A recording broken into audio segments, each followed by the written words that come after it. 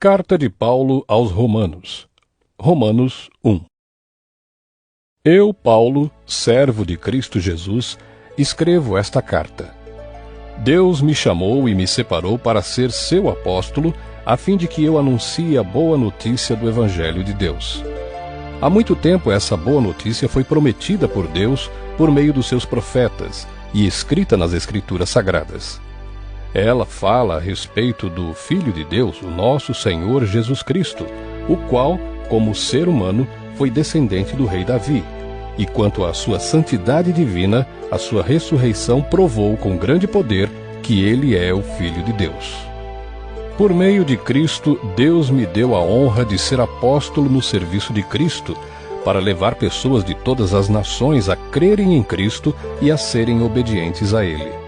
Entre essas pessoas estão vocês que moram em Roma, a quem Deus tem chamado para pertencerem a Jesus Cristo. Por isso eu escrevo a todos vocês que estão em Roma, todos vocês a quem Deus ama e a quem tem chamado para serem o seu próprio povo. Que a graça e a paz de Deus, o nosso Pai, e do Senhor Jesus Cristo estejam com vocês. Em primeiro lugar, por meio de Jesus Cristo, dou graças ao meu Deus por todos vocês, pois no mundo inteiro se ouve falar a respeito da fé que vocês têm. Eu sirvo a Deus com todo o meu coração, anunciando a boa notícia a respeito do seu Filho. Deus é testemunha de que digo a verdade. Ele sabe que eu sempre lembro de vocês e oro por vocês. E peço a Deus que, se for da sua vontade, Ele faça com que agora eu possa ir visitá-los. Pois eu quero muito vê-los, a fim de repartir bênçãos espirituais com vocês para fortalecê-los, quer dizer, para que nos animemos uns aos outros por meio da fé que vocês e eu temos. Meus irmãos, quero que saibam que muitas vezes resolvi ir visitá-los, mas fui impedido até agora de fazer isso, pois eu gostaria que o meu trabalho produzisse resultados entre vocês também, como tem acontecido entre outros não-judeus. Pois é meu dever pregar a todos, tanto aos civilizados como aos não civilizados, tanto aos instruídos como aos sem instrução. É por isso que eu quero anunciar o Evangelho também a vocês que moram em Roma. Eu não me envergonho do Evangelho, pois ele é o poder de Deus para salvar todos os que creem, primeiro os judeus e também os não-judeus. Pois o Evangelho mostra como é que Deus nos aceita. É por meio da fé, do começo ao fim. Como dizem as Escrituras Sagradas, viverá aquele que, por meio da fé, é aceito por Deus. Do céu, Deus revela a sua ira contra todos os pecados e todas as maldades das pessoas, que, por meio das suas más ações, não deixam que os outros conheçam a verdade a respeito de Deus. Deus castiga essas pessoas porque o que se pode conhecer a respeito de Deus está bem claro para elas, pois foi o próprio Deus que lhes mostrou isso. Desde que Deus criou o mundo, as suas qualidades invisíveis, isto é, o seu poder eterno e a sua natureza divina, têm sido vistas claramente. Os seres humanos podem ver tudo isso nas coisas que Deus tem feito e, portanto, eles não têm desculpa nenhuma. Eles sabem quem Deus é, mas não lhe dão a glória que ele merece e não lhe são agradecidos. Pelo contrário, os seus pensamentos se tornaram tolos e a sua mente vazia está coberta de escuridão. Eles dizem que são sábios, mas são tolos. Em vez de adorarem ao Deus imortal, adoram ídolos que se parecem com seres humanos, ou com pássaros, ou com animais de 4 patas, ou com animais que se arrastam pelo chão. Por isso, Deus entregou os seres humanos aos desejos do coração deles, para fazerem coisas sujas e para terem relações vergonhosas uns com os outros. Eles trocam a verdade sobre Deus pela mentira, e adoram e servem as coisas que Deus criou, em vez de adorarem e servirem o próprio Criador, que deve ser louvado para sempre. Amém. Por causa das coisas que essas pessoas fazem, Deus as entregou a paixões vergonhosas, pois até as mulheres trocam as relações naturais pelas que são contra a natureza, e também os homens deixam as relações naturais com as mulheres e se queimam de paixão uns pelos outros. Homens têm relações vergonhosas uns com os outros e por isso recebem em si mesmos o castigo que merecem por causa dos seus erros. E como não querem saber do verdadeiro conhecimento a respeito de Deus, Ele entregou os seres humanos aos seus maus pensamentos, de modo que eles fazem o que não devem. Estão cheios de todo tipo de perversidade, maldade, ganância, vícios, ciúmes, crimes de morte, brigas, mentiras e malícia. Caluniam e falam mal uns dos outros. Têm ódio de Deus e são atrevidos, orgulhosos e vaidosos. Inventam maneiras de fazer o mal, desobedecem aos pais, são imorais, não cumprem a palavra, não têm amor por ninguém e não têm pena dos outros. Eles sabem que o mandamento de Deus diz que aqueles que fazem essas coisas merecem a morte. Mas mesmo assim continuam a fazê-las, e pior ainda, aprovam os que fazem as mesmas coisas que eles fazem. Romanos 2. Meu amigo, não importa quem você seja, você não tem desculpa quando julga os outros. Pois quando você os julga, mas faz as mesmas coisas que eles fazem, você está condenando a você mesmo. Nós sabemos que Deus é justo quando condena os que fazem essas coisas, mas você, que faz as mesmas coisas que condena nos outros, será que você pensa que escapará do julgamento de Deus? Ou será que você despreza a grande bondade, a tolerância e a paciência de Deus? Você sabe muito bem que Ele é bom e que quer fazer com que você mude de vida. Mas o seu coração é duro e teimoso. Por isso você está aumentando ainda mais o castigo que vai sofrer no dia em que forem revelados a ira e os julgamentos justos de Deus, pois Ele recompensará cada um de acordo com o que fez. Deus dará a vida eterna às pessoas que perseveram em fazer o bem e buscam a glória, a honra e a vida imortal. Mas fará cair a sua ira e o seu castigo sobre os egoístas e sobre os que rejeitam o que é justo a fim de seguir o que é mau. Haverá sofrimentos e aflições para todos os que fazem o mal, primeiro para os judeus e também para os não-judeus. Mas Deus dará glória, honra e paz a todos os que fazem o bem, primeiro aos judeus e também aos não-judeus, pois Ele trata a todos com igualdade. Todos aqueles que pecam sem conhecer a lei de Deus se perderão sem essa lei, mas todos aqueles que pecam conhecendo a lei serão julgados por ela, porque as pessoas que Deus aceita não são aquelas que somente ouvem a lei, mas aquelas que fazem o que a lei manda.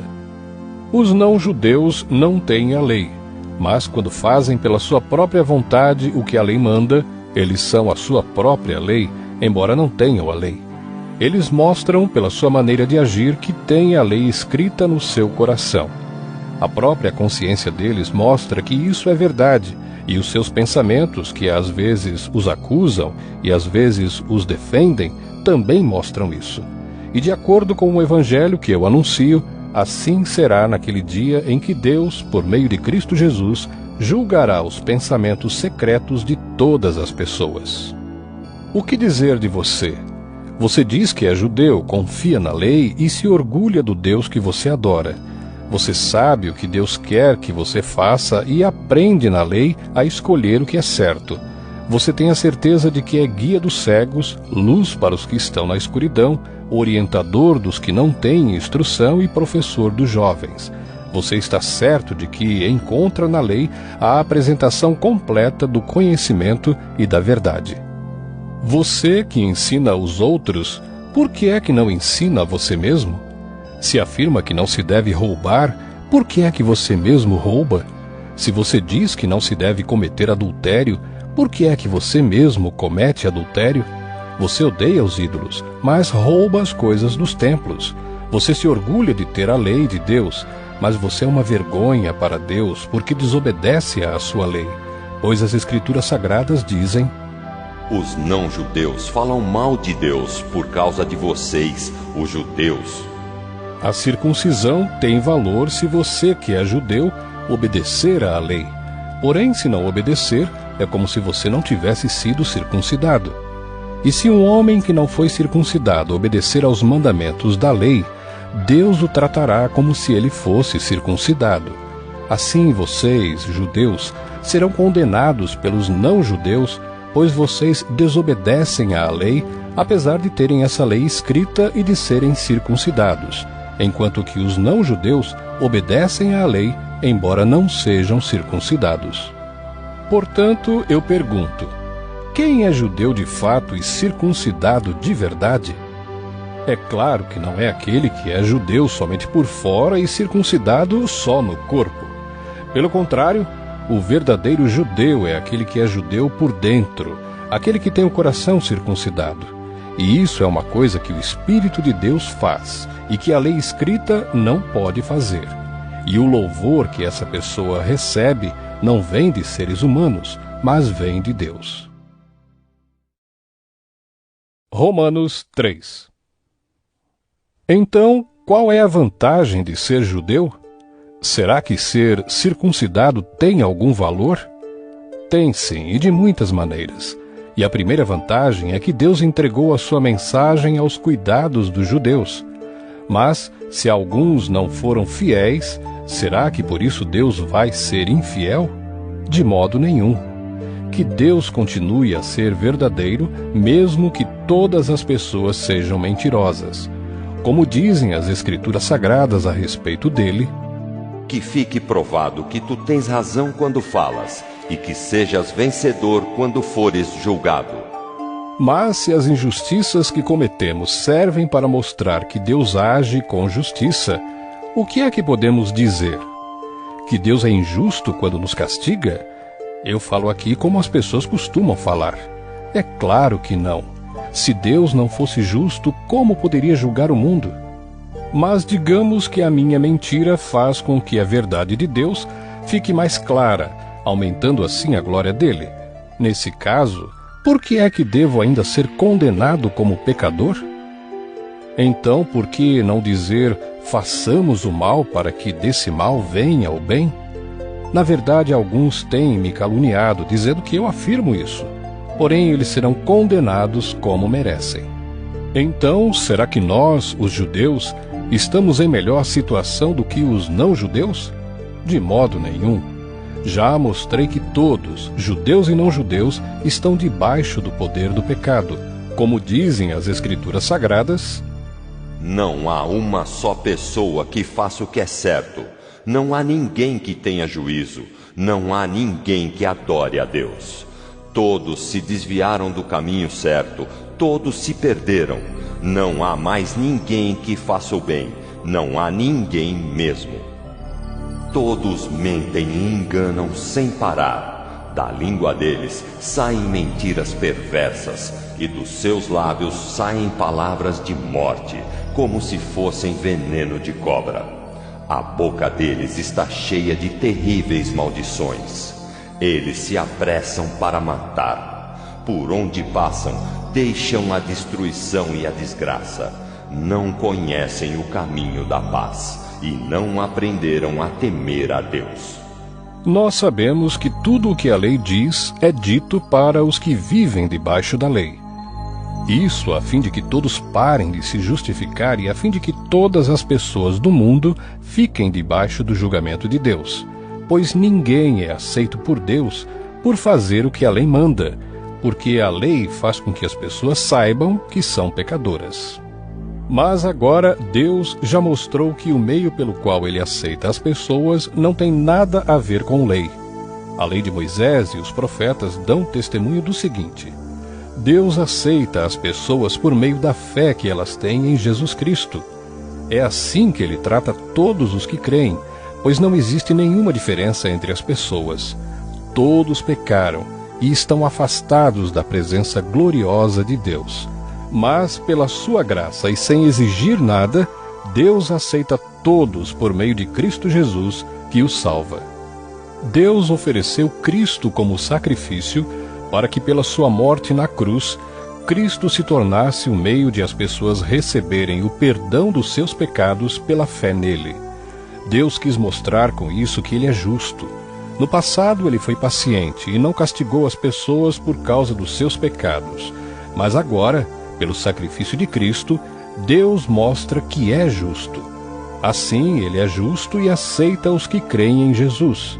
Será que temos motivo para ficarmos orgulhosos? De modo nenhum. E por que não? Será que é porque obedecemos à lei? Não, não é. É porque cremos em Cristo. Assim, percebemos que a pessoa é aceita por Deus pela fé e não por fazer o que a lei manda. Ou será que Deus é somente Deus dos judeus? Será que não é também Deus dos não-judeus?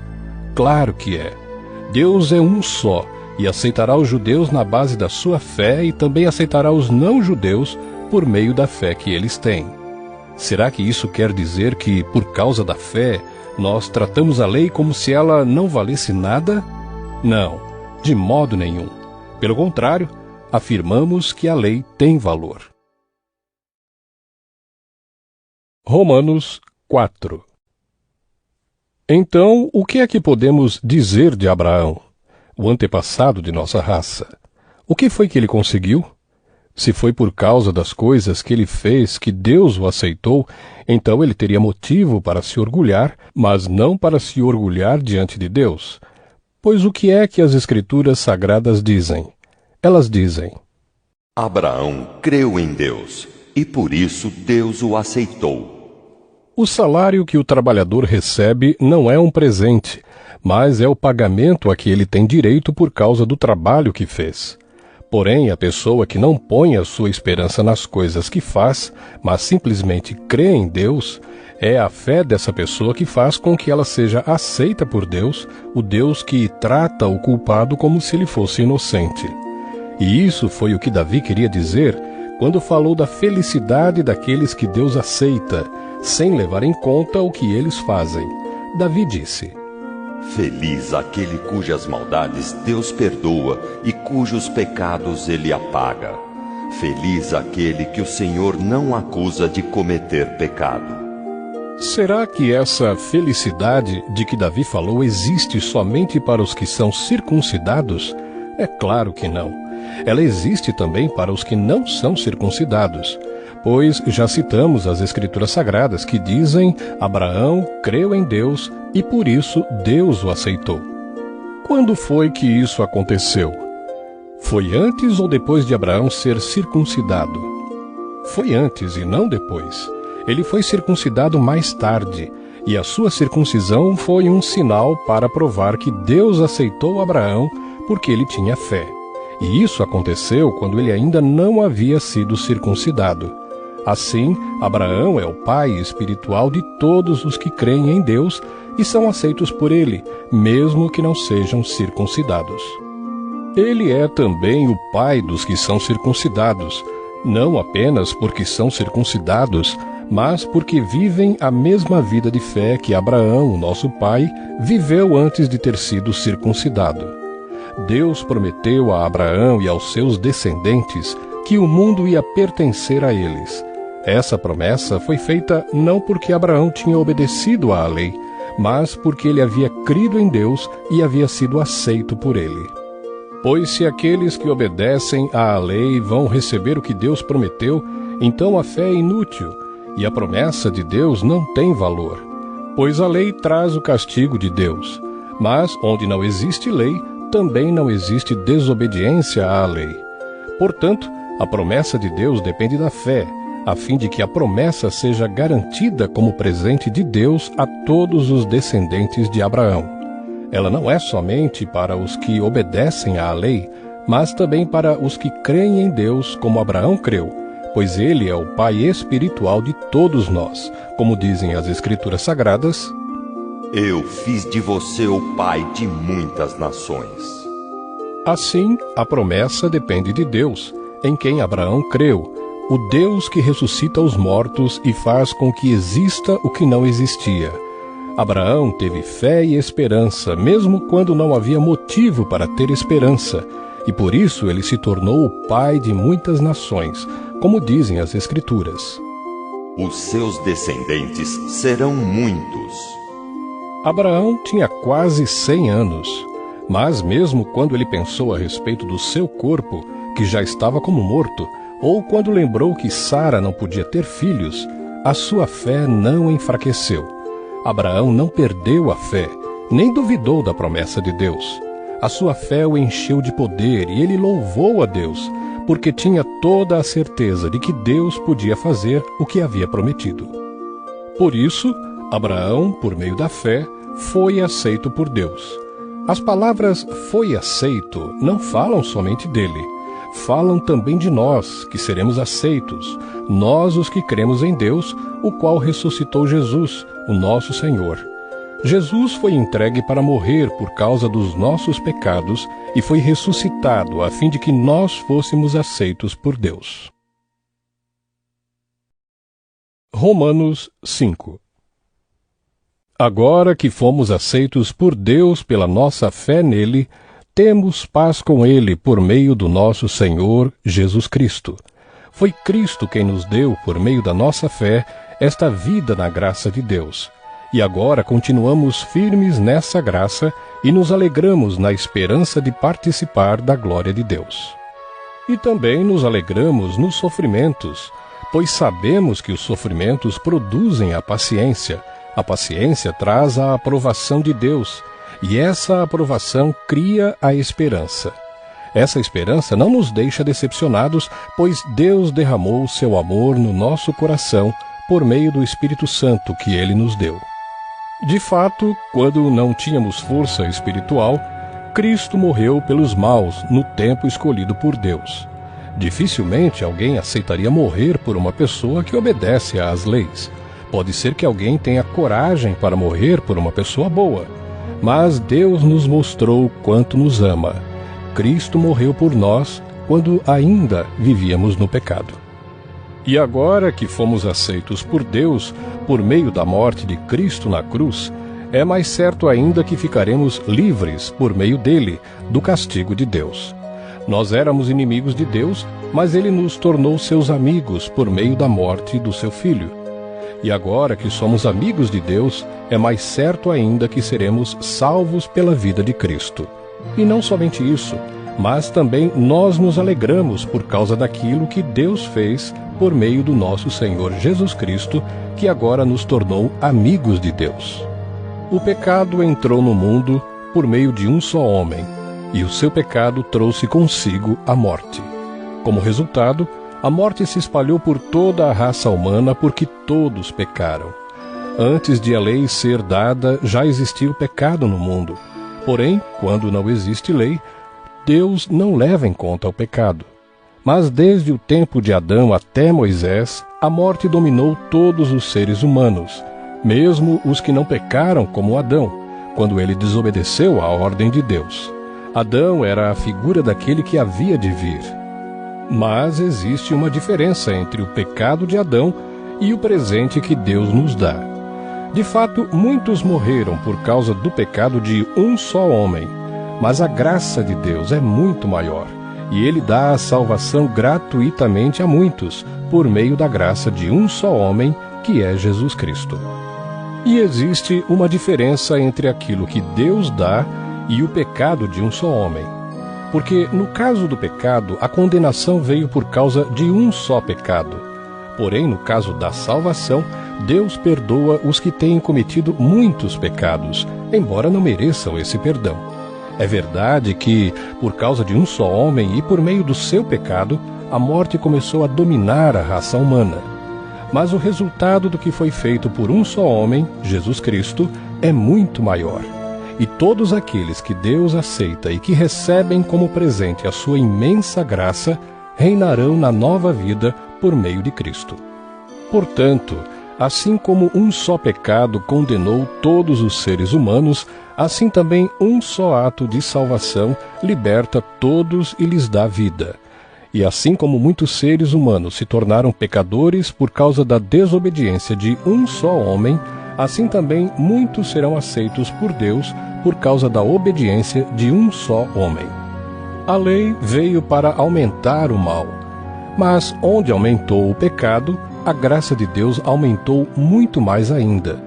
E isso aconteceu a fim de que, assim como o pecado dominou e trouxe a morte, assim também a graça de Deus, que o leva a aceitar as pessoas, dominasse e trouxesse a vida eterna.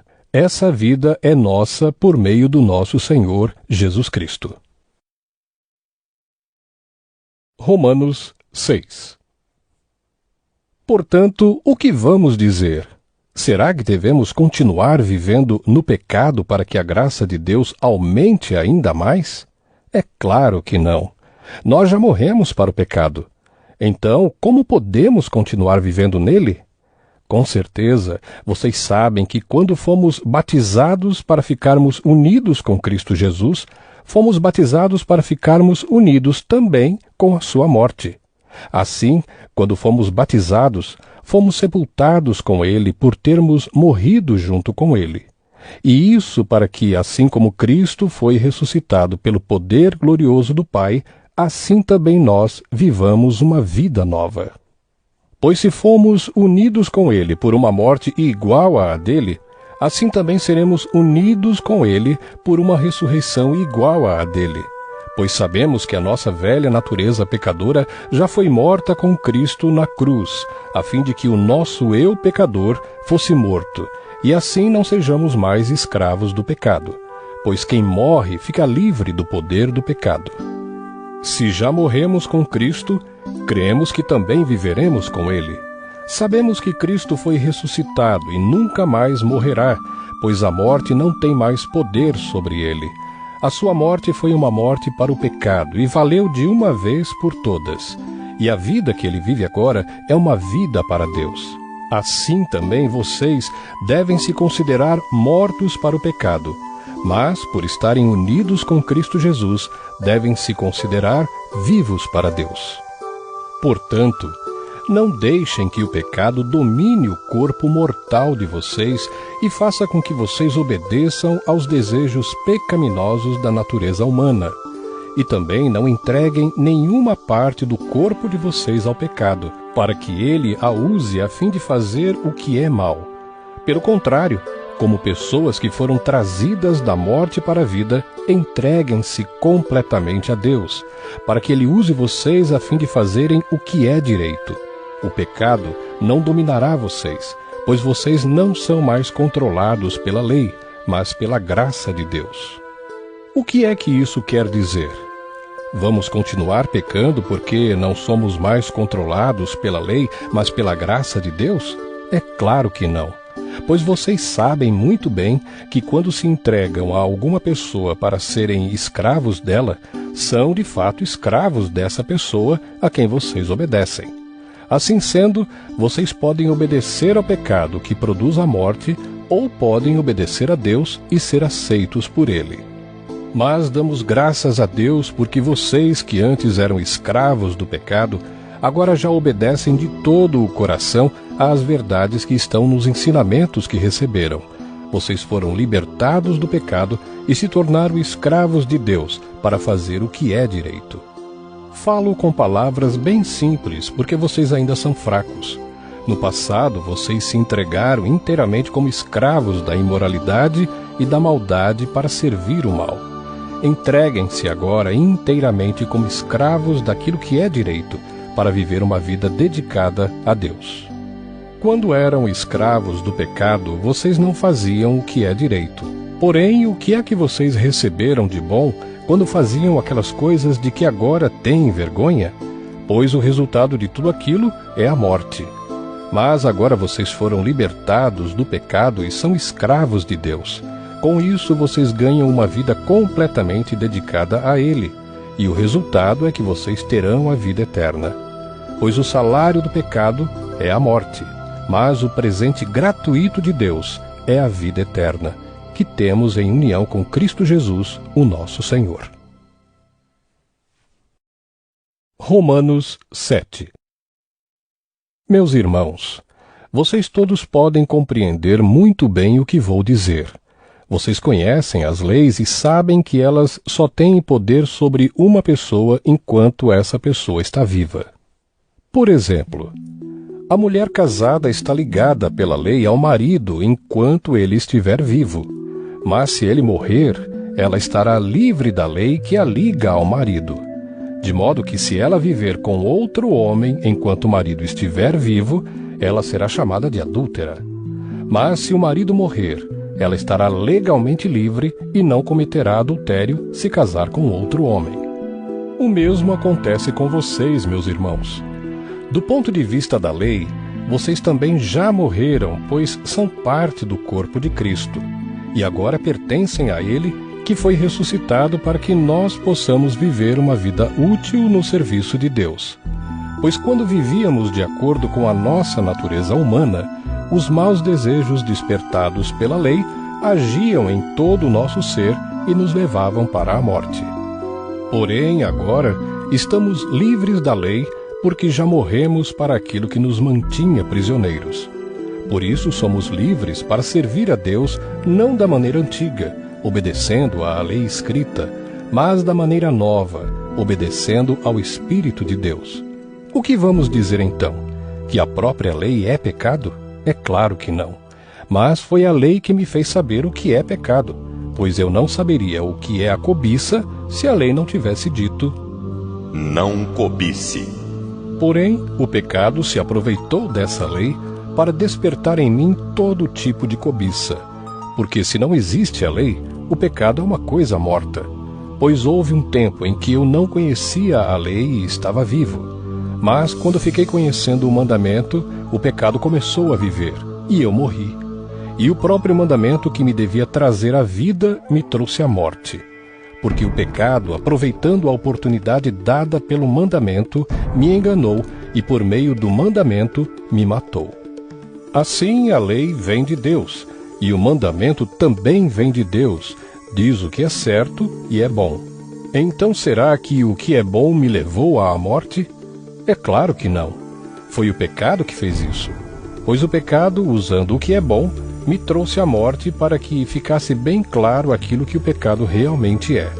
E assim, por meio do mandamento, o pecado se mostrou mais terrível ainda.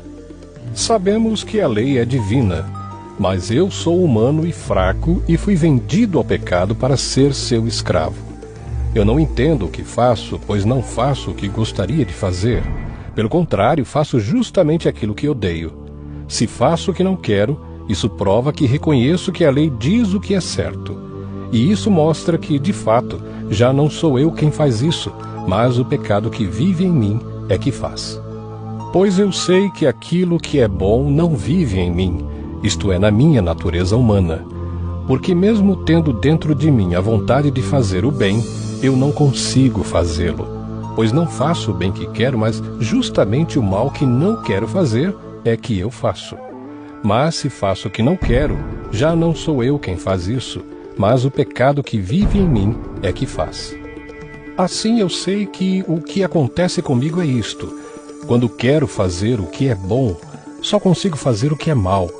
Dentro de mim eu sei que gosto da lei de Deus, mas vejo uma lei diferente agindo naquilo que faço. Uma lei que luta contra aquela que a minha mente aprova. Ela me torna prisioneiro da lei do pecado que age no meu corpo. Como sou infeliz! Quem me livrará deste corpo que me leva para a morte? Que Deus seja louvado, pois Ele fará isso por meio do nosso Senhor Jesus Cristo. Portanto, esta é a minha situação. No meu pensamento eu sirvo a lei de Deus, mas na prática sirvo à lei do pecado. Romanos 8. Agora já não existe nenhuma condenação para as pessoas que estão unidas com Cristo Jesus, pois a lei do Espírito de Deus, que nos trouxe vida por estarmos unidos com Cristo Jesus, livrou você da lei do pecado e da morte. Deus fez o que a lei não pôde fazer porque a natureza humana era fraca. Deus condenou o pecado na natureza humana enviando o seu próprio Filho, que veio na forma da nossa natureza pecaminosa, a fim de acabar com o pecado. Deus fez isso para que as ordens justas da lei pudessem ser completamente cumpridas por nós, que vivemos de acordo com o Espírito de Deus e não de acordo com a natureza humana. Porque as pessoas que vivem de acordo com a natureza humana têm a sua mente controlada por essa mesma natureza, mas as que vivem de acordo com o Espírito de Deus têm a sua mente controlada pelo Espírito. As pessoas que têm a mente controlada pela natureza humana acabarão morrendo espiritualmente, mas as que têm a mente controlada pelo Espírito de Deus terão a vida eterna e a paz. Por isso, as pessoas que têm a mente controlada pela natureza humana se tornam inimigas de Deus, pois não obedecem à lei de Deus e, de fato, não podem obedecer a ela. As pessoas que vivem de acordo com a sua natureza humana não podem agradar a Deus. Vocês, porém, não vivem como manda a natureza humana, mas como o Espírito de Deus quer, se é que o Espírito de Deus vive realmente em vocês. Quem não tem o Espírito de Cristo não pertence a Ele. Mas se Cristo vive em vocês, então, embora o corpo de vocês vá morrer por causa do pecado, o Espírito de Deus é vida para vocês, porque vocês foram aceitos por Deus. Se em vocês vive o Espírito daquele que ressuscitou Jesus, então aquele que ressuscitou Jesus Cristo dará também vida ao corpo mortal de vocês, por meio do seu Espírito que vive em vocês.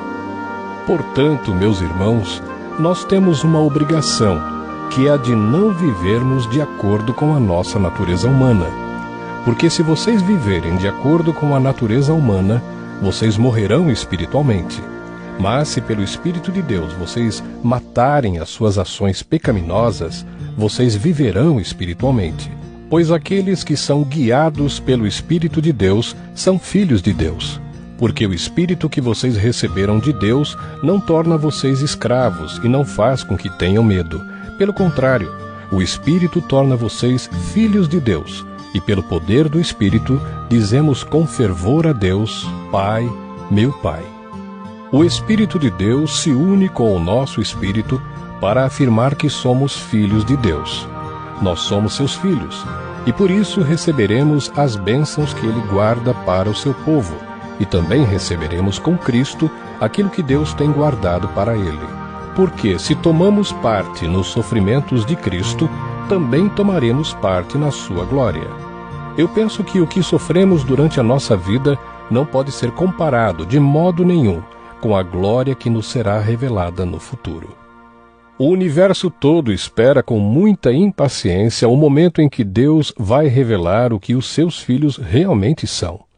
Pois o universo se tornou inútil, não pela sua própria vontade, mas porque Deus quis que fosse assim. Porém existe esta esperança. Um dia, o próprio universo ficará livre do poder destruidor que o mantém escravo, e tomará parte na gloriosa liberdade dos filhos de Deus. Pois sabemos que até agora o universo todo geme e sofre como uma mulher que está em trabalho de parto. E não somente o universo, mas nós que temos o Espírito Santo como o primeiro presente que recebemos de Deus, nós também gememos dentro de nós mesmos, enquanto esperamos que Deus faça com que sejamos seus filhos e nos liberte completamente. Pois foi por meio da esperança que fomos salvos. Mas se já estamos vendo aquilo que esperamos, então isso não é mais uma esperança. Pois quem é que fica esperando por alguma coisa que está vendo? Porém, se estamos esperando alguma coisa que ainda não podemos ver, então esperamos com paciência. Assim também o Espírito de Deus vem nos ajudar na nossa fraqueza, pois não sabemos como devemos orar, mas o Espírito de Deus, com gemidos que não podem ser explicados por palavras, pede a Deus em nosso favor. E Deus, que vê o que está dentro do coração, sabe qual é o pensamento do Espírito, porque o Espírito pede em favor do povo de Deus e pede de acordo com a vontade de Deus. Pois sabemos que todas as coisas trabalham juntas para o bem daqueles que amam a Deus, daqueles a quem Ele chamou de acordo com o seu plano. Porque aqueles que já tinham sido escolhidos por Deus, Ele também separou a fim de se tornarem parecidos com o seu Filho. Ele fez isso para que o Filho fosse o primeiro entre muitos irmãos. Assim Deus chamou os que havia separado. Não somente os chamou, mas também os aceitou. E não somente os aceitou, mas também repartiu a sua glória com eles. Diante de tudo isso, o que mais podemos dizer? Se Deus está do nosso lado, quem poderá nos vencer? Ninguém, porque ele nem mesmo deixou de entregar o próprio Filho, mas o ofereceu por todos nós. Se ele nos deu o seu Filho, será que não nos dará também todas as coisas? Quem acusará aqueles que Deus escolheu? Ninguém, porque o próprio Deus declara que eles não são culpados. Será que alguém poderá condená-los? Ninguém, pois foi Cristo Jesus quem morreu, ou melhor, quem foi ressuscitado e está à direita de Deus, e ele pede a Deus em favor de nós. Então, quem pode nos separar do amor de Cristo? Serão os sofrimentos, as dificuldades, a perseguição, a fome, a pobreza, o perigo ou a morte? Como dizem as Escrituras Sagradas, por causa de ti, estamos em perigo de morte o dia inteiro. Somos tratados como ovelhas que vão para o matadouro. Em todas essas situações, temos a vitória completa por meio daquele que nos amou, pois eu tenho a certeza de que nada pode nos separar do amor de Deus. Nem a morte, nem a vida, nem os anjos, nem outras autoridades ou poderes celestiais, nem o presente, nem o futuro, nem o mundo lá de cima, nem o mundo lá de baixo. Em todo o universo não há nada que possa nos separar do amor de Deus, que é nosso por meio de Cristo Jesus, o nosso Senhor. Romanos 9. O que eu digo é verdade. Sou de Cristo e não minto, pois a minha consciência, que é controlada pelo Espírito Santo, também me afirma que não estou mentindo. Sinto uma grande tristeza e uma dor sem fim no coração por causa do meu povo, que é minha raça e meu sangue. Para o bem desse povo, eu mesmo poderia desejar receber a maldição de Deus e ficar separado de Cristo. Eles são o povo escolhido por Deus. Ele os tornou seus filhos e repartiu a sua glória com eles.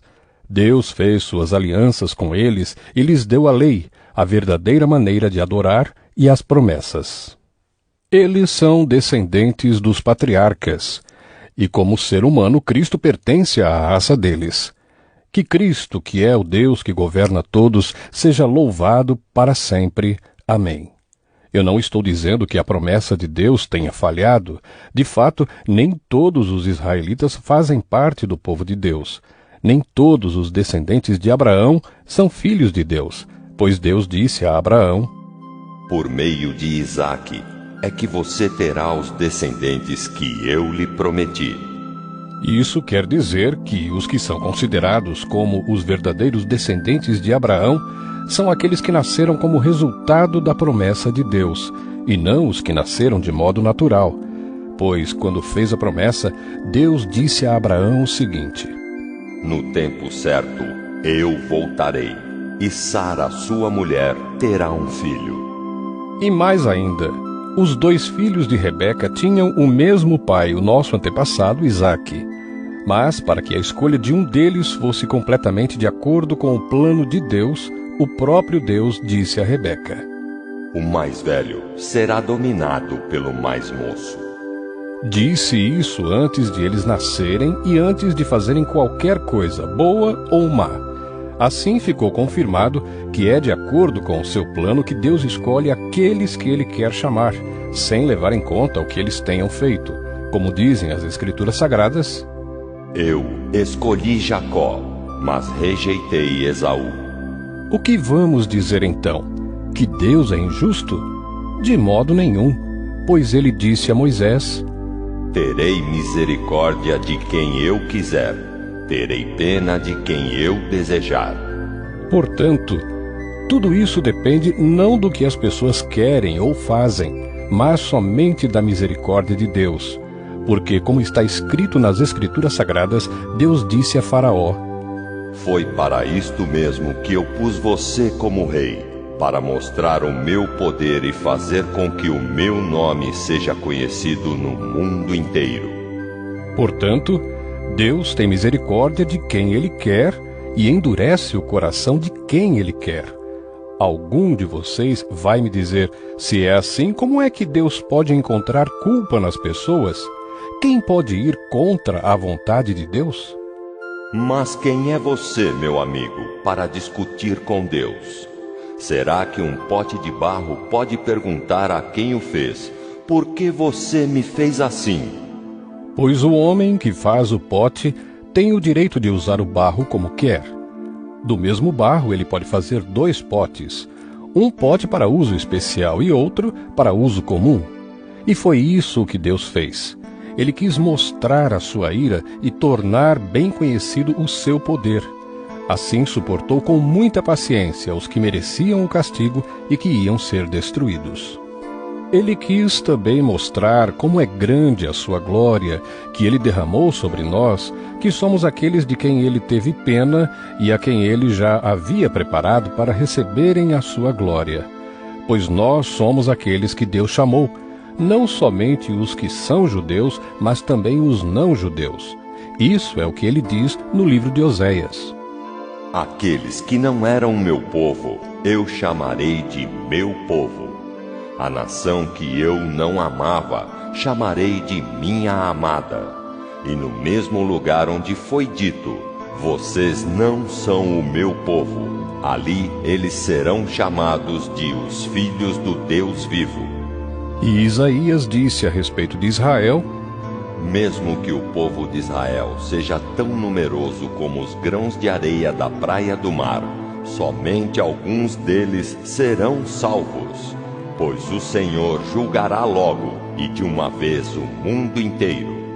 Como o próprio Isaías tinha dito antes: se o Senhor Todo-Poderoso não nos tivesse deixado alguns descendentes, seríamos agora como a cidade de Sodoma, estaríamos destruídos como Gomorra. O que vamos dizer então? Vamos dizer isto: os não-judeus que não procuravam ser aceitos por Deus foram aceitos por meio da fé. Porém, o povo de Israel, que procurava uma lei para ser aceito por Deus, não encontrou o que estava procurando. E por que não? Porque eles procuravam alcançar isso por meio das suas ações e não por meio da fé. Eles tropeçaram na pedra de tropeço, como dizem as Escrituras Sagradas. Vejam, estou colocando em Sião uma pedra em que eles vão tropeçar, a rocha que vai fazê-los cair. Mas quem crer nela não ficará desiludido. Romanos 10. Meus irmãos, desejo de todo o coração que o meu próprio povo seja salvo, e peço a Deus em favor deles, porque eu sou testemunha de que eles são muito dedicados a Deus. Mas a dedicação deles não está baseada no verdadeiro conhecimento, pois eles não conhecem a maneira como Deus aceita as pessoas e assim têm procurado conseguir isso da sua própria maneira. Eles rejeitaram o modo de Deus aceitar as pessoas, porque com Cristo a lei chegou ao fim, e assim os que creem é que são aceitos por Deus. Pois o que Moisés escreveu a respeito de as pessoas serem aceitas por Deus pela obediência à lei foi isto: viverá aquele que fizer o que a lei manda. Porém, quanto a ser aceito por Deus por meio da fé, Moisés diz o seguinte: não fique pensando assim: quem vai subir até o céu? Isto é, para trazer Cristo do céu. Nem pergunte: quem descerá ao mundo lá de baixo? Isto é, para fazer com que Cristo suba do mundo dos mortos. O que Moisés diz é isto: a mensagem de Deus está perto de você, nos seus lábios e no seu coração. Isto é, a mensagem de fé que anunciamos. Se você disser com a sua boca, Jesus é Senhor, e no seu coração crer que Deus ressuscitou Jesus, você será salvo, porque nós cremos com o coração e somos aceitos por Deus. Falamos com a boca e assim somos salvos, porque as Escrituras Sagradas dizem: quem crer nele não ficará desiludido. Isso vale para todos, pois não existe nenhuma diferença entre judeus e não-judeus. Deus é o mesmo Senhor de todos e abençoa generosamente todos os que pedem a sua ajuda. Como dizem as Escrituras Sagradas: todos os que pedirem a ajuda do Senhor serão salvos. Mas como é que as pessoas irão pedir se não crerem nele? E como poderão crer se não ouvirem a mensagem? E como poderão ouvir se a mensagem não for anunciada? E como é que a mensagem será anunciada se não forem enviados mensageiros? As Escrituras Sagradas dizem: Como é bonito ver os mensageiros trazendo boas notícias. Mas nem todos aceitam a boa notícia do Evangelho. Foi Isaías quem disse: Senhor, quem creu na nossa mensagem? Portanto, a fé vem por ouvir a mensagem, e a mensagem vem por meio da pregação a respeito de Cristo. Mas eu pergunto, será que eles não ouviram a mensagem? É claro que ouviram. Como dizem as Escrituras, a voz deles se espalhou pelo mundo inteiro. As suas palavras alcançaram a terra toda. Eu pergunto ainda, será que o povo de Israel não soube disso? Moisés foi o primeiro a dar uma resposta. Ele disse: Eu farei com que vocês fiquem com ciúmes de um povo que não é uma nação. Farei com que fiquem com raiva de uma nação de gente sem juízo. E Isaías foi mais corajoso ao anunciar o que Deus disse: Eu fui achado por aqueles que não me procuravam, e apareci aos que não perguntavam por mim. Mas, a respeito de Israel, Deus disse: O dia inteiro eu abri os braços, pronto para receber um povo desobediente e rebelde. Romanos 11. Então eu pergunto, será que Deus rejeitou o seu próprio povo? É claro que não. Eu mesmo sou israelita, descendente de Abraão e membro da tribo de Benjamim. Deus não rejeitou o seu povo, que ele havia escolhido desde o princípio. Vocês sabem muito bem o que as Escrituras Sagradas dizem naquele trecho em que Elias acusa o povo de Israel diante de Deus.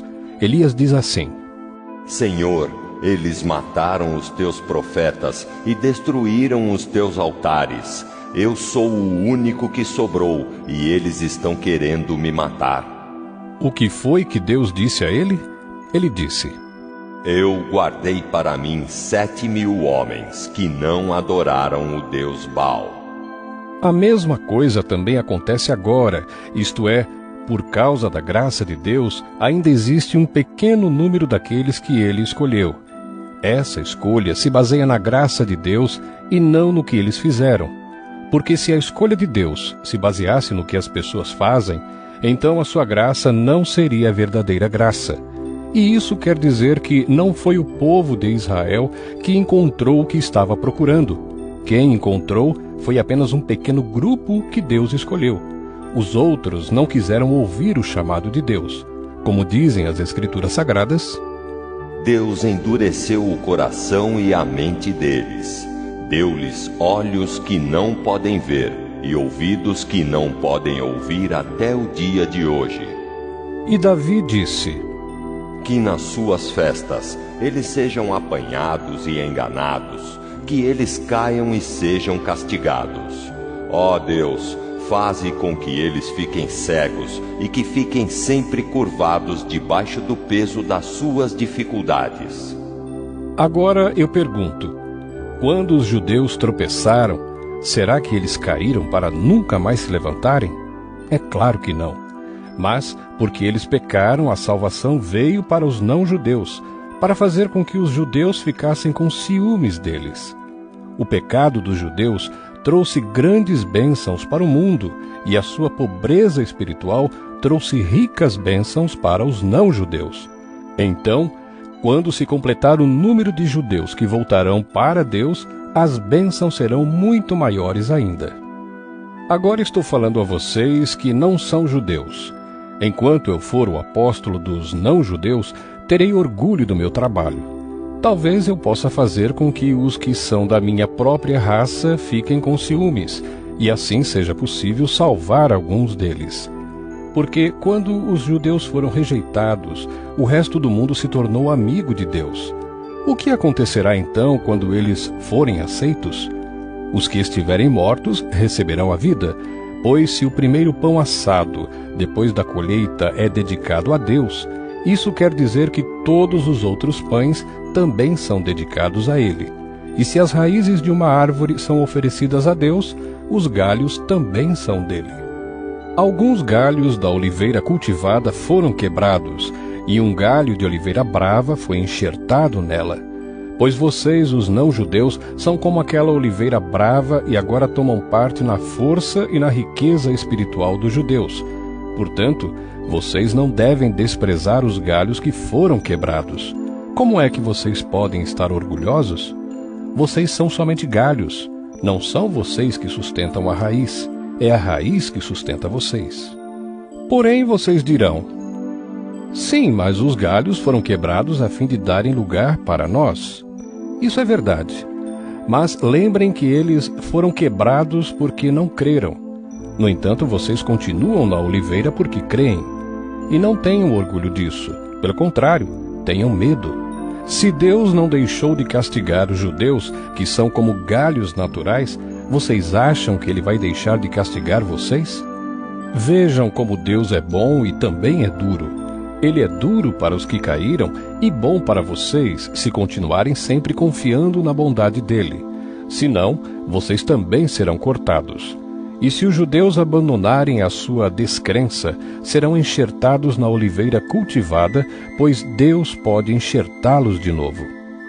Vocês, os não-judeus, são como aquele galho de oliveira brava que foi cortado e enxertado contra a natureza na oliveira cultivada. Os judeus são como essa oliveira cultivada. Portanto, para Deus será muito mais fácil enxertar de novo na própria árvore deles esses galhos quebrados. Meus irmãos, quero que vocês conheçam uma verdade secreta para que não pensem que são muito sábios. A verdade é esta: a teimosia do povo de Israel não durará para sempre, mas somente até que o número completo de não-judeus venha para Deus. É assim que todo o povo de Israel será salvo, como dizem as Escrituras Sagradas: o Redentor virá de Sião e tirará toda a maldade dos descendentes de Jacó. Eu, o Senhor, farei esta aliança com eles, quando tirar os seus pecados. Os judeus rejeitaram o Evangelho e por isso são inimigos de Deus para o bem de vocês, os não-judeus. Mas pela escolha de Deus, eles são amigos dele por causa dos patriarcas. Porque Deus não muda de ideia a respeito de quem ele escolhe e abençoa. Mas no passado vocês, que não são judeus, desobedeceram a Deus. Porém agora vocês receberam a misericórdia de Deus por causa da desobediência dos judeus. Assim, por causa da misericórdia que vocês receberam, os judeus agora desobedecem a Deus para que eles também possam receber agora a misericórdia dele. Pois Deus fez com que todos se tornassem prisioneiros da desobediência, a fim de mostrar misericórdia a todos. Como são grandes as riquezas de Deus! Como são profundos o seu conhecimento e a sua sabedoria! Quem pode explicar as suas decisões? Quem pode entender os seus planos? Como dizem as Escrituras Sagradas, quem pode conhecer a mente do Senhor? Quem é capaz de lhe dar conselhos? Quem já deu alguma coisa a Deus para receber dele algum pagamento? Pois todas as coisas foram criadas por ele, e tudo existe por meio dele e para ele. Glória a Deus para sempre. Amém.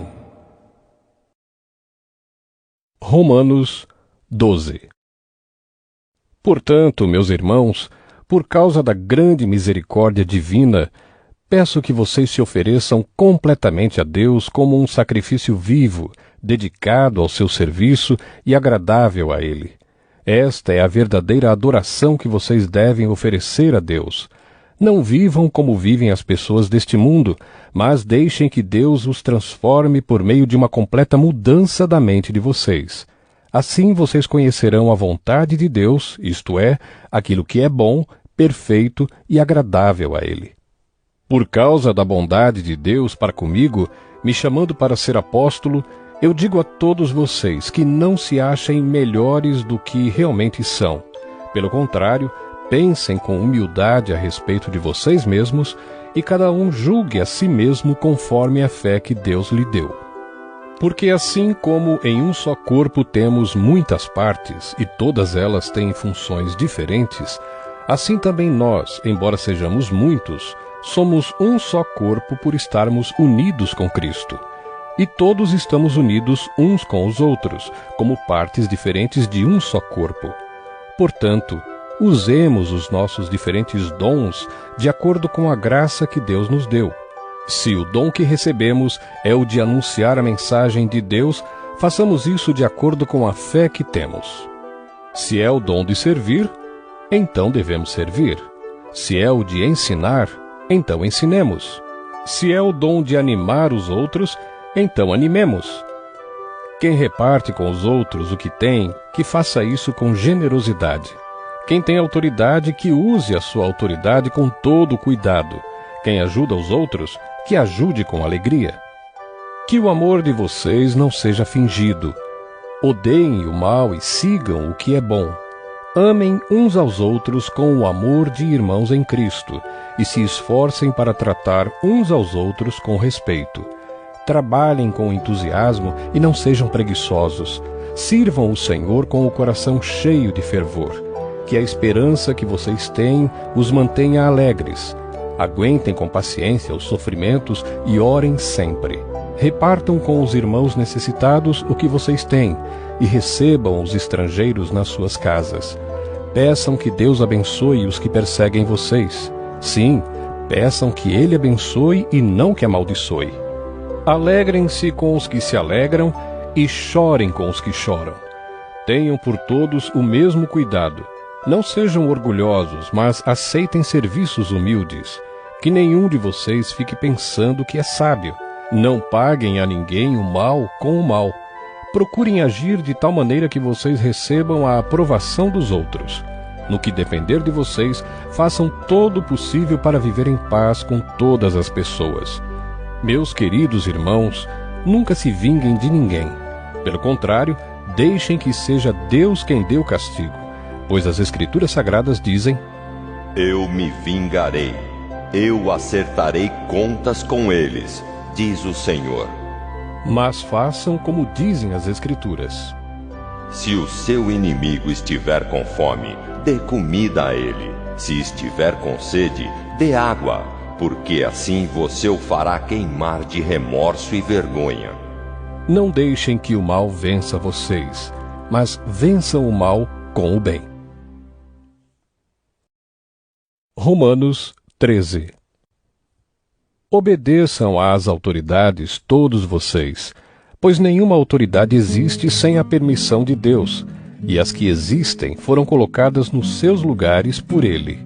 Assim, quem se revolta contra as autoridades está se revoltando contra o que Deus ordenou, e os que agem desse modo serão condenados. Somente os que fazem o mal devem ter medo dos governantes, e não os que fazem o bem. Se você não quiser ter medo das autoridades, então faça o que é bom e elas o elogiarão. Porque as autoridades estão a serviço de Deus para o bem de você. Mas se você faz o mal, então tenha medo, pois as autoridades de fato têm poder para castigar. Elas estão a serviço de Deus e trazem o castigo dele sobre os que fazem o mal. É por isso que você deve obedecer às autoridades, não somente por causa do castigo de Deus, mas também porque a sua consciência manda que você faça isso. É por isso também que vocês pagam impostos, pois quando as autoridades cumprem os seus deveres, elas estão a serviço de Deus. Portanto, paguem ao governo o que é devido. Paguem todos os seus impostos e respeitem e honrem todas as autoridades. Não fiquem devendo nada a ninguém. A única dívida que vocês devem ter é a de amar uns aos outros. Quem ama os outros está obedecendo à lei. Os seguintes mandamentos: Não cometa adultério, não mate, não roube, não cobice. Esses e ainda outros mais são resumidos num mandamento só: Ame os outros como você ama a você mesmo.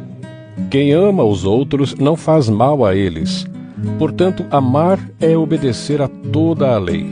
Vocês precisam fazer todas essas coisas porque sabem em que tempo nós estamos vivendo.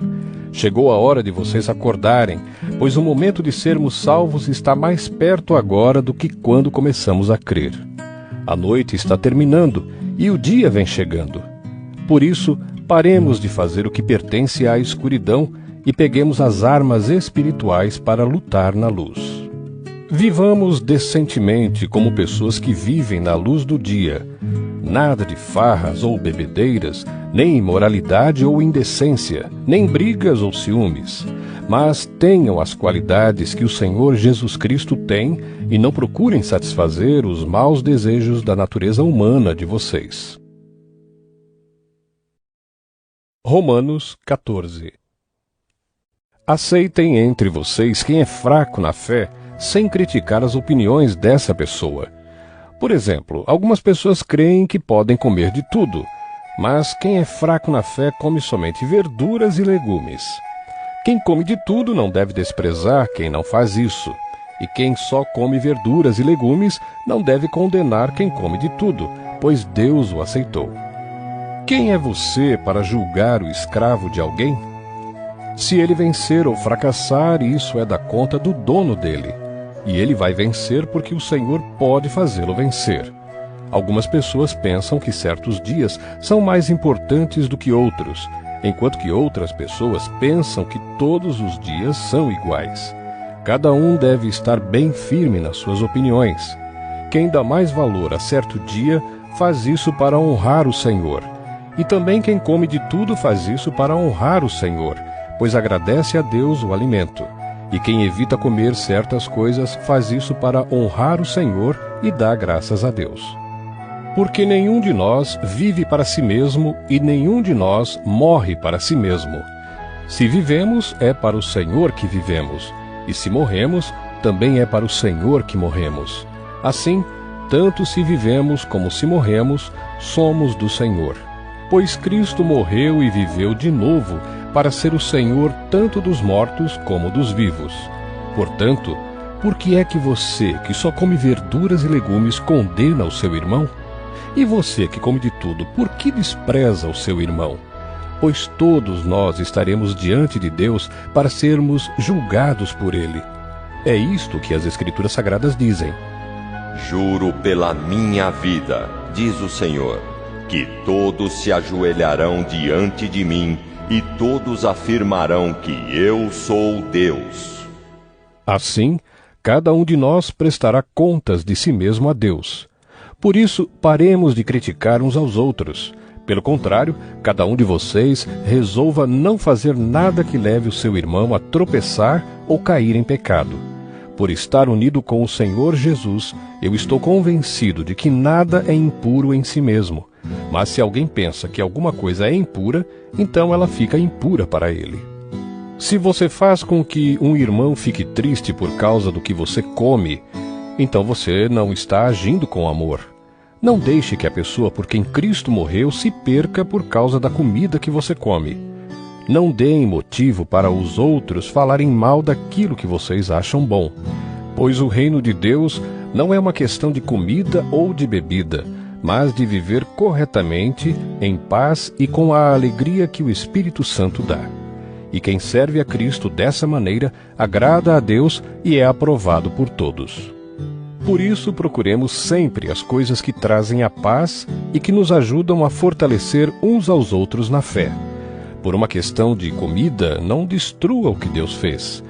Todos os alimentos podem ser comidos, mas é errado comer alguma coisa quando isso faz com que outra pessoa caia em pecado. O que está certo é não comer carne, não beber vinho, nem fazer qualquer outra coisa que leve um irmão a cair em pecado.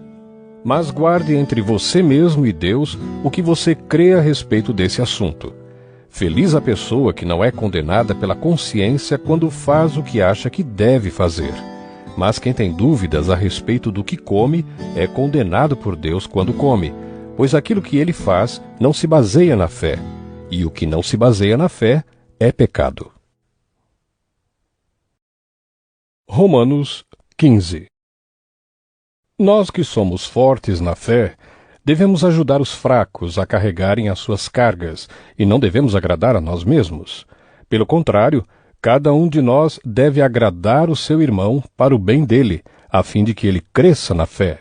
Pois nem o próprio Cristo procurou agradar a si mesmo. Pelo contrário, como dizem as Escrituras Sagradas, as ofensas daqueles que te insultaram cairão sobre mim.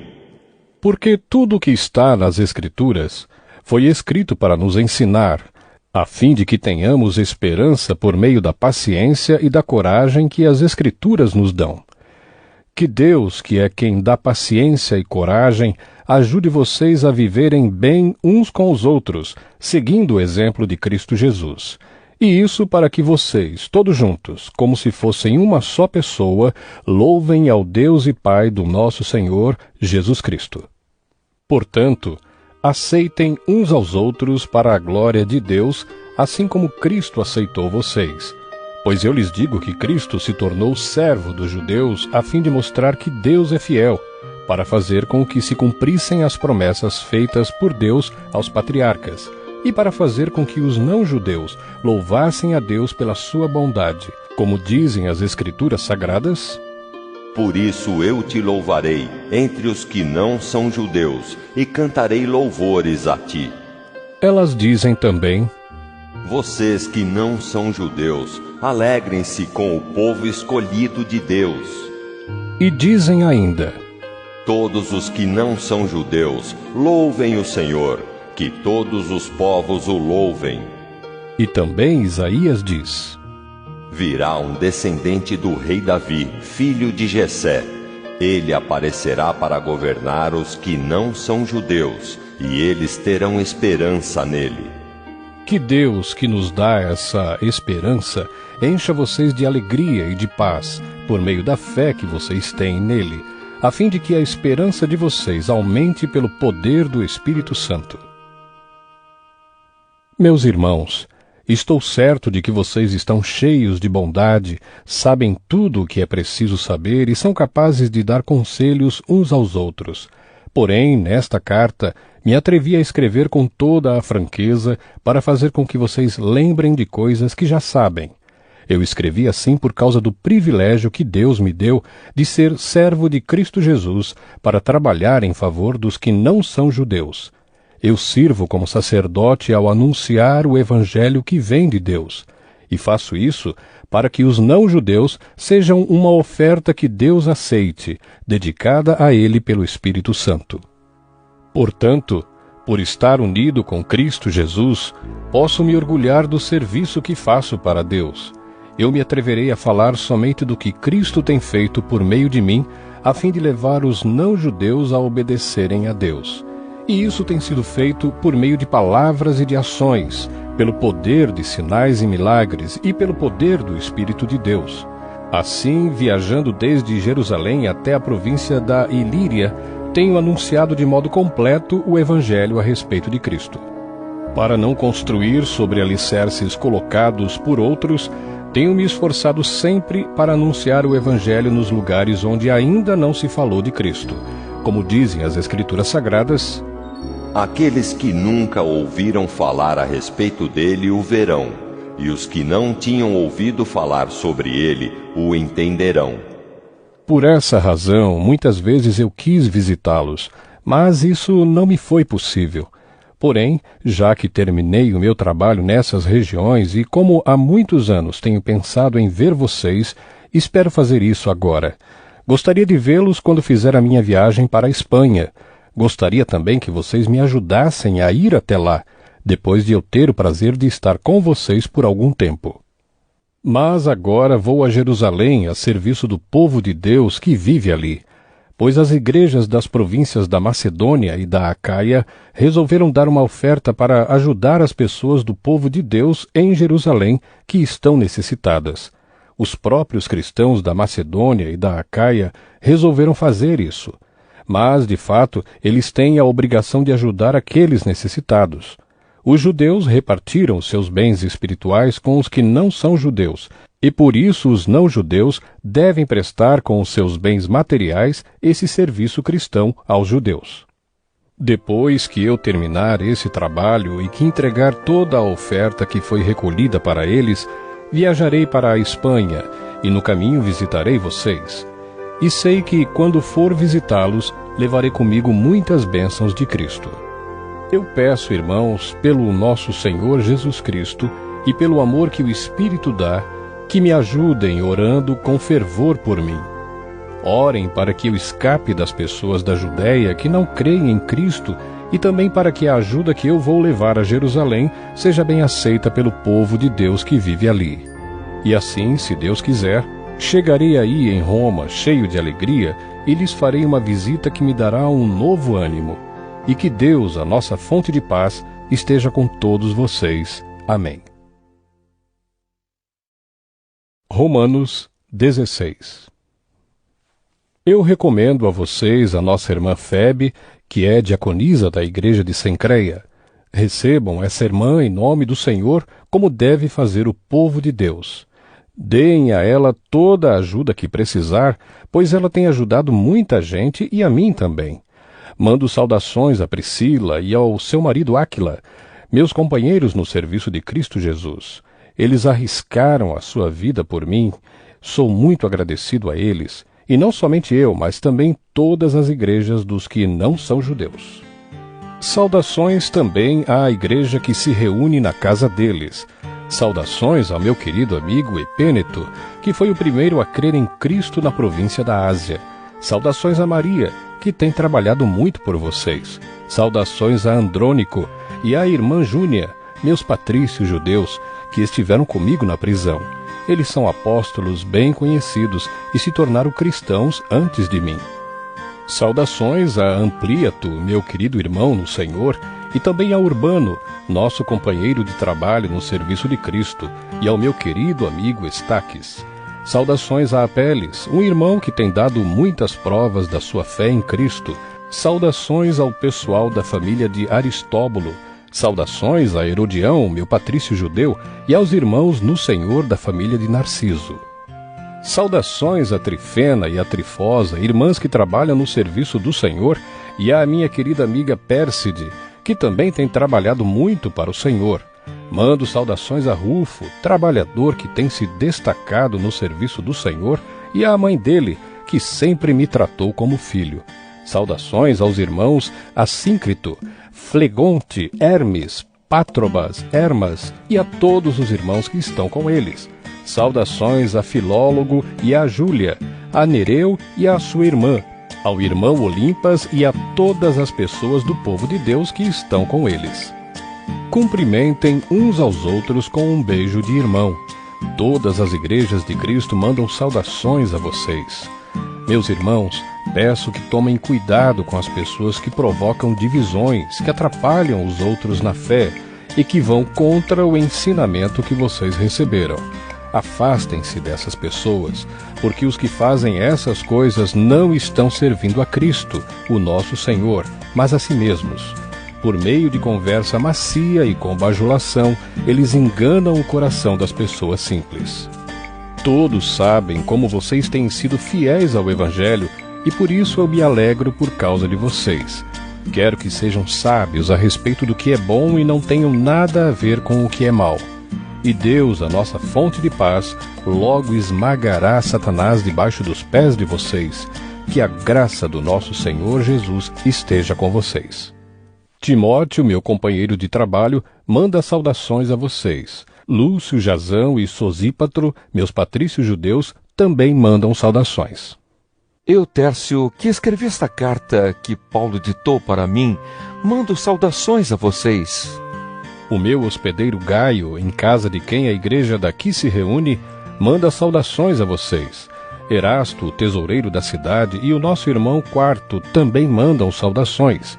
Que a graça do nosso Senhor Jesus Cristo esteja com todos vocês. Amém.